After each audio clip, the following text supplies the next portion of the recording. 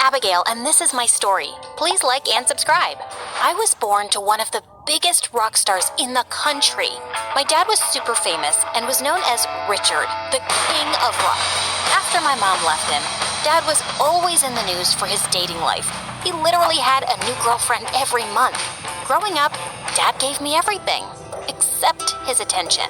He was too busy touring the world and breaking hearts while I was looked after by the household staff. Once in first grade, our school took us on a day trip to the beach, and I was having a great time making sandcastles when suddenly I started feeling really dizzy. I don't feel so good. You don't look so good either. Ew, just don't puke on me. I tried walking to the teacher, but before I could, I landed straight into a sandcastle and everything went black. I woke up to find myself in the hospital with Dad by my side, and I was diagnosed with diabetes. The next few days, I was just really happy to have Dad at home, fussing all over me.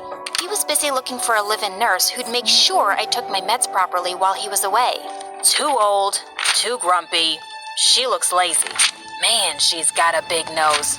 Oh, look, Abigail, she's cute. Let's call her. Her name was Bridget, and Dad hired her the minute she walked in.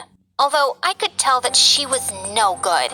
After Dad left, she just spent the whole day watching TV or talking to her friends. Hey, lady, isn't it time for my medicine? Oh, sweetie, I don't know how to read the time. I'm dyslexic. Are you even a real nurse? Yeah, I did go to nursing school for like 2 months, but I dropped out. Sick people are gross. I just took care of my medicines myself because I couldn't trust her one bit, and I was gonna get her fired soon. My 10th birthday was around the corner, and I decided not to have a party for my classmates because I wasn't really close to anyone. I knew they were just friends with me because I was rich. Dad promised me he'd come home and we'd celebrate, just the two of us, but he never came. Call him. He promised he'd be here. What am I, your maid?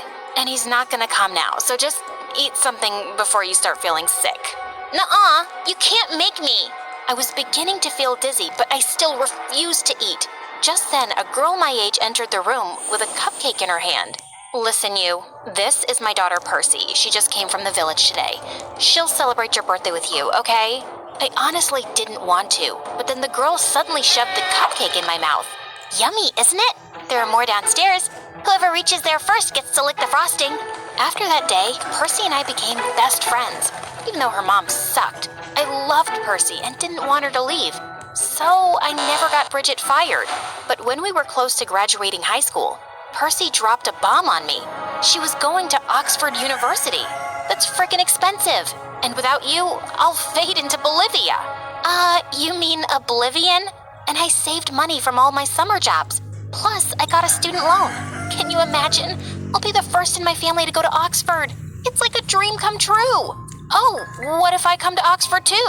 Come on, you can't tell the difference between Bolivia and oblivion. It's not like you can clear the SATs. They're super hard. But I did clear them. Actually, I barely cleared them after working my butt off for a month. The day my Oxford acceptance letter arrived, I felt like my heart stopped for a second. Yes! When I looked at Percy, I could see she looked really surprised. How? Is this a fake letter or a real one? Did your dad make a donation or something? How is this even possible? Percy, it wasn't that hard. Come on, let's go shopping! I was so pumped for London, but there was only one thing. My fear of flying. I'd never been on an airplane before, but I so wanted to do this. When we boarded the plane, Percy and I had seats in different aisles. That wasn't good. I knew I was gonna panic. I got a seat in the middle of an old man and some young guy. When the plane started moving, I felt like I was having a heart attack. Oh God, save me please. I think I'm drowning. Yep, my heart's sinking. I just want to get off this plane. Just then, the young guy next to me took my hand and he gave me a dimpled smile. Hey, calm down. You'll be okay. Just look at me and take deep breaths. And we're not drowning, we're flying. By the way, I'm Ryan. I'm Abigail. Okay, so the moment of truth, we've taken off. I used to be frightened of flying too when I was a kid, but my aunt would distract me until the plane took off. Always worked like a charm. Your aunt sounds amazing. She sure is. Now, if you don't mind, you can loosen your grip on my hand. Oh, I'm so sorry. I didn't even realize. It's okay. As long as it worked for you. Gorgeous. Throughout the flight, Ryan and I talked.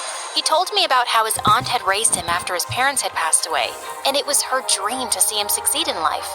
When we landed at the airport, I told Percy everything, and she asked me why I didn't get his number. Oh, bummer. When I entered the class on my first day at college and took a seat, the girl next to me gasped, "OMG, I know who you are. Hi, I'm Sophia. And oh God, can you get me access to your dad's wedding? What is it, his third or fourth?" Hi, my name is Amira, and I live in Pakistan with my big joint family. Please like and subscribe. My grandma